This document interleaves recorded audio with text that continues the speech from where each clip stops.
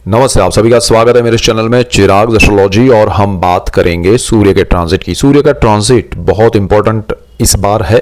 उसके बहुत सारे कारण हैं और इसका इम्पोर्टेंस जो है वो मैंने अपने जो वीडियोस हैं अगस्त महीने के, अगर आपने नहीं देखे तो देखिएगा, तो वो सारी चीज़ों में मैंने बताया और मैं उसका एक इम्पॉर्टेंट पॉइंट्स पे भी डिटेल दूंगा। तो वो वीडियो हम अभी आज कर रहे हैं।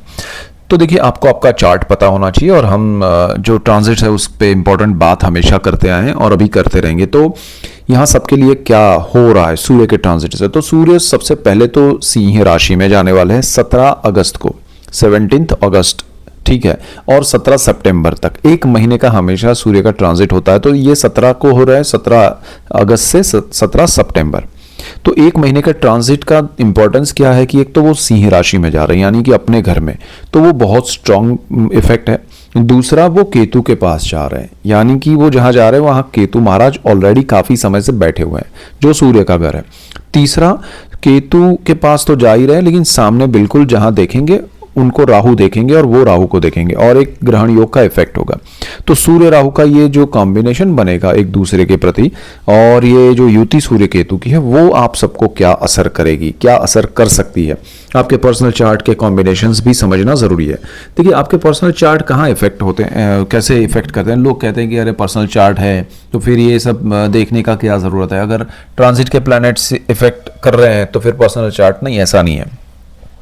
क्या होता है कि आपका सूर्य ट्रांजिट करके जहां केतु के पास आ रहा है, अगर आपकी कुंडली में भी वहां सूर्य है, आपकी कुंडली में वहां मंगल है, आपकी कुंडली में वहां बर्थ चार्ट में मतलब जन्म समय का राहु है, आपकी कुंडली में अगर कोई भी ग्रह वहां बैठा है जो राहु के साथ और केतु के साथ ऑलरेडी कंबाइन बैठा हुआ है, एक कंजक्शन बना के, युति बना के, प्रतियुति बना के, वहां सूर्य भी आ रहा है ट्रांजिट का, तो वो और ज्यादा मतलब एक होता है ना, आग में घी वाला काम हो जाता है, क्योंकि सूर्य राहु ग्रहणी हो गए।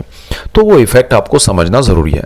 अब यहां पर हम बात करें तो मेष वालों से शुरू करते हैं। मेष वालों के लिए पंचम भाव में सूर्य आएंगे 17 अगस्त को और 17 सितंबर, एक महीना रहेंगे।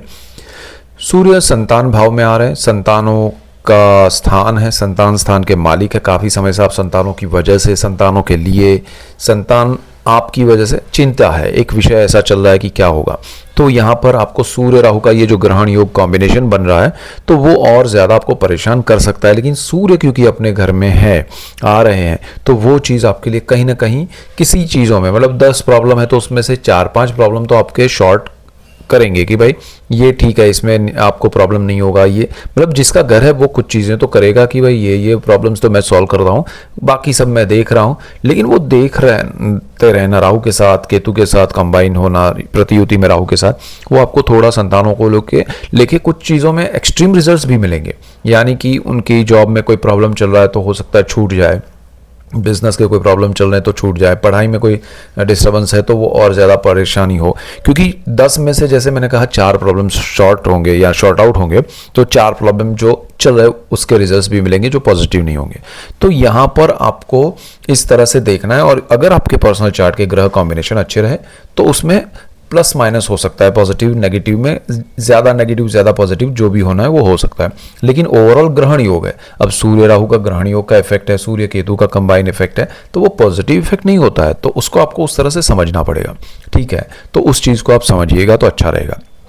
वृषभ वालों के लिए अगर हम बात करें तो वृषभ वालों के लिए सेकंड हाउस, अरे 2 नंबर आपकी कुंडली में लिखा है फर्स्ट हाउस में, और या फिर चंद्रमा है 2 नंबर जहां लिखा है तो आपका वृषभ राशि है या लग्न है। आपके लिए 4th हाउस में ये योग बन रहा है, कुंडली का चतुर्थ भाव। अब चतुर्थ भाव में सूर्य आएंगे तो वो राहु के सामने केतु के साथ सुख भाव में। एक तो वृषभ वालों के लिए स्ट्रेस काफी समय से चल रहा है, आपको लग रहा है कि मैं स्ट्रेस से निकल जाऊंगा, स्ट्रेस होगा ही नहीं, स्ट्रेस को मैं देख लूंगा, लड़ लूंगा, मैं लड़ाई कर रहा हूं। केतु वहां बैठा है, वो इल्यूशन है, वो भ्रमित करता है। आपको लगता है कि मैं लड़ाई लड़ रहा हूं, लेकिन फिर आपको जब वो केतु हटने वाला है 5 दिसंबर को, तब आपको लगेगा कि ये कौन सी लड़ाई थी जिसमें मेरा कोई बेनिफिट ही नहीं है।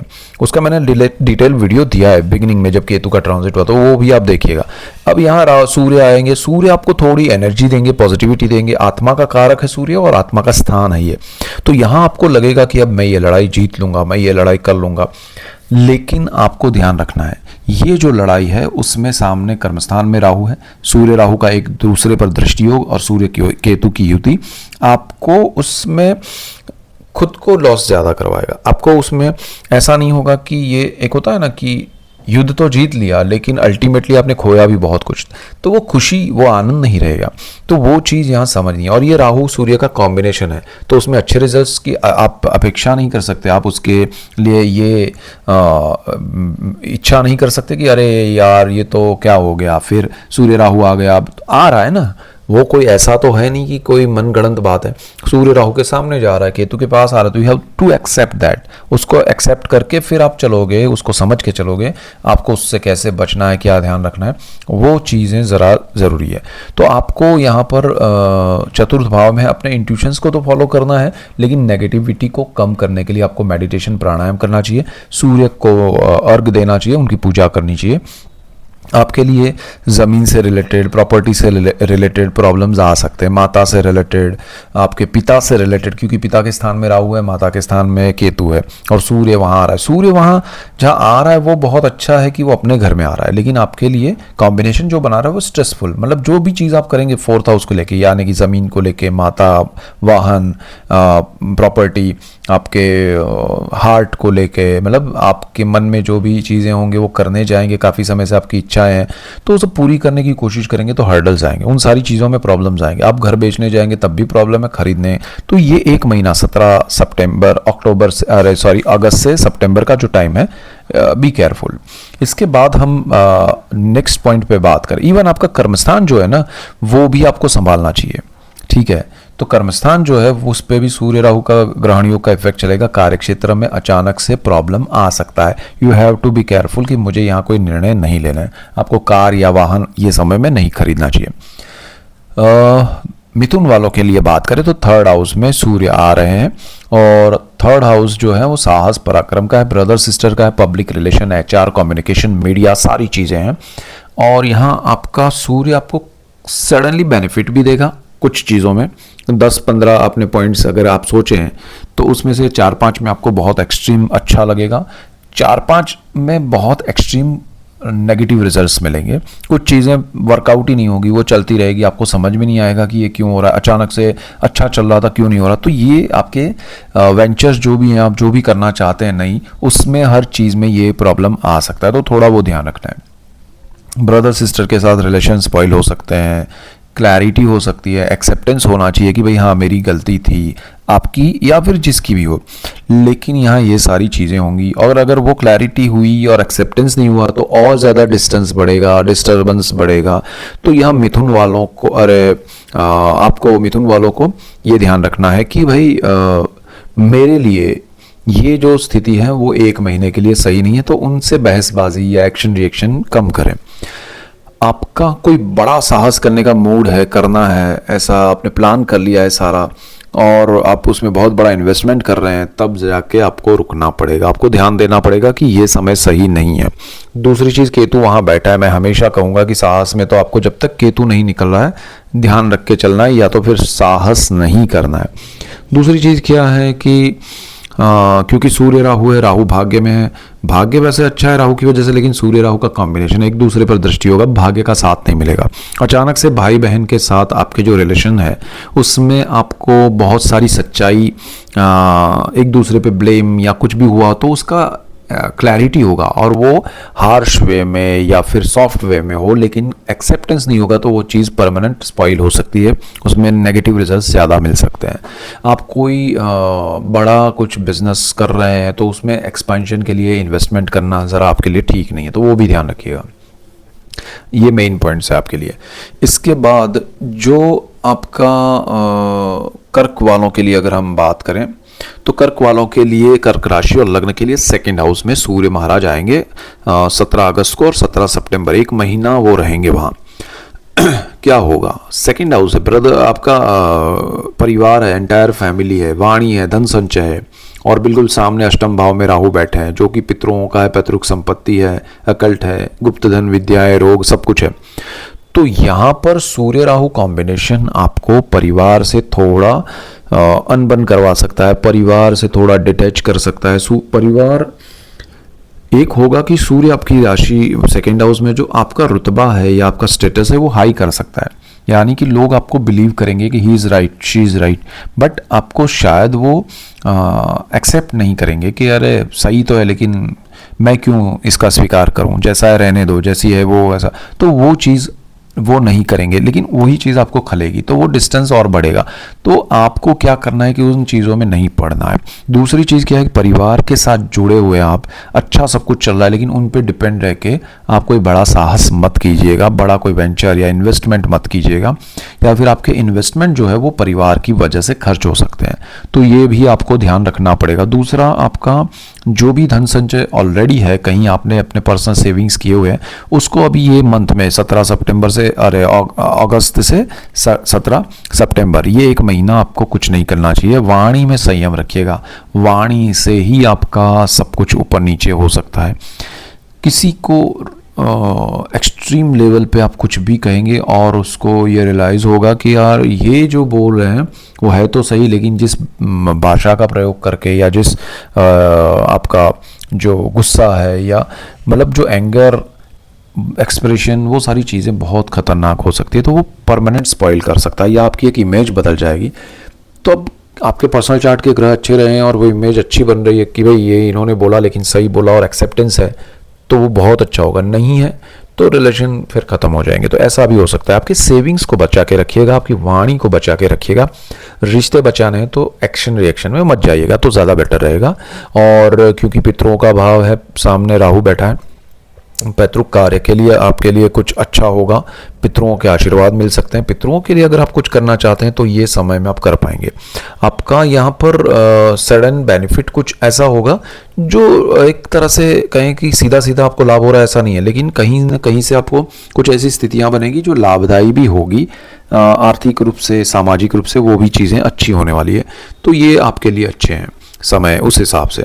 अच्छा, यहाँ से आगे बढ़ते हैं सिंह वालों के लिए। तो सिंह राशि और लग्न के लिए तो ये बहुत इंपॉर्टेंट है, क्योंकि आप ही की राशि में, आप ही के लग्न भाव में, आप ही की राशि और लग्न के मालिक सूर्य अपने घर में आ रहे हैं। अब देखिए, अपने घर में ग्रह आ रहा है, बहुत पावरफुल पोजीशन में आ रहा है, और सूर्य जैसा ग्रह है जो ऑलरेडी पावरफुल है, सबसे ज़्यादा पावरफुल है, और वो बहुत स्ट्रांग प्लैनेट है, एनर्जी ज़बरदस्त है, लेकिन वो केतु के साथ युति कर रहा है, राहु के साथ प्रतियुति कर रहा है, और ये स्थिति आपके लिए फर्स्ट हाउस में और राहु सप्तम भाव में बैठा है।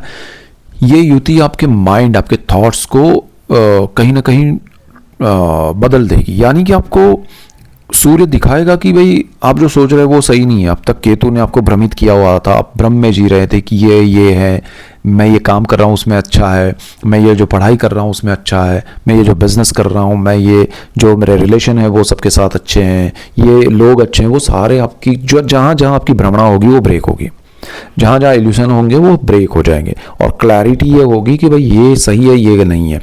लेकिन उसका जो कहें कि वो तरीका होगा उन चीज़ों को समझने का, जानने का, वो इतना स्ट्रॉन्ग अग्रेसिव होगा कि आप उसको बचा पाए तो अच्छा है। वो रिलेशन फिर आप स्पॉइल कर देंगे कि भाई छोड़ दो इनको, अब मैं जीवन में होता है ना कि गुस्सा हो जाते हैं कि हमें लगता है कि छोड़ो, अब ये रिश्ता नहीं चाहिए, ये लोग नहीं चाहिए, ये काम नहीं करना है, मुझे ये पढ़ाई नहीं करनी, वो जो हो जाता है ना, वैसा फील करेंगे। तो ये आपको ध्यान रखना है। आपका एग्रेशन कंट्रोल कीजिएगा, मेडिटेशन कीजिएगा तो ज़्यादा अच्छा है। सूर्य को जल चढ़ाए, सूर्य नारायण है, और उनको जल चढ़ाने से आपको बहुत मन की शांति और सही निर्णय लेने में हेल्प मिलेगी। सप्तम भाव में राहु है, बिल्कुल सामने आपके हस्बैंड, लाइफ पार्टनर, आपकी वाइफ और आपका बिजनेस पार्टनर, इन सबका वो भाव है राहु सूर्य का। ये कॉम्बिनेशन पार्टनरशिप को या तो परेशानी में डाल सकती है, चाहे बिजनेस की हो या लाइफ पार्टनर की, उसमें प्रॉब्लम्स, हर्डल्स आ सकते हैं, उनकी हेल्थ के इश्यूज हो सकते हैं, तो वो ज़रा ध्यान रखना है। बट ये 1 महीने का समय, ये 1 महीने में आपको जो भी, जिनको जैसे तकलीफ है, बाहर का खाने से तकलीफ हो रही है, कभी कभी आपको पता है कि मुझे ये चीज़ें करने से प्रॉब्लम हो रहा है या ये सोचने से प्रॉब्लम हो रहा है, तो मुझे ये नहीं करना है। दूसरा, आपका हस्बैंड या वाइफ, आपका लाइफ पार्टनर जो है, वो कुछ ऐसा कर रहा है जो इनको के हेल्थ पे इफेक्ट कर रहा है, जो चीज़ें खाने पीने से या कुछ भी, तो वो चीज़ें अवॉइड करनी है, पर्टिकुलरली 1 मंथ के लिए, 17 अगस्त से सितंबर।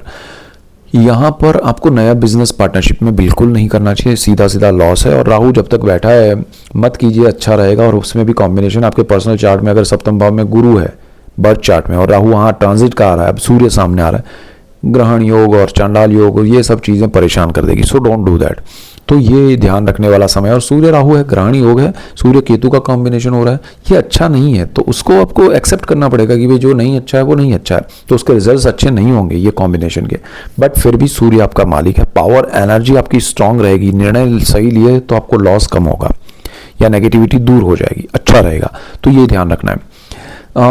इसके बाद हम बात करें कन्या वालों के लिए, तो कन्या वालों के लिए ये जो स्थिति है वो 12th हाउस में हो रही है। 12th हाउस जो है वो व्यय का है, विदेश का है, मोक्ष का है, ठीक है।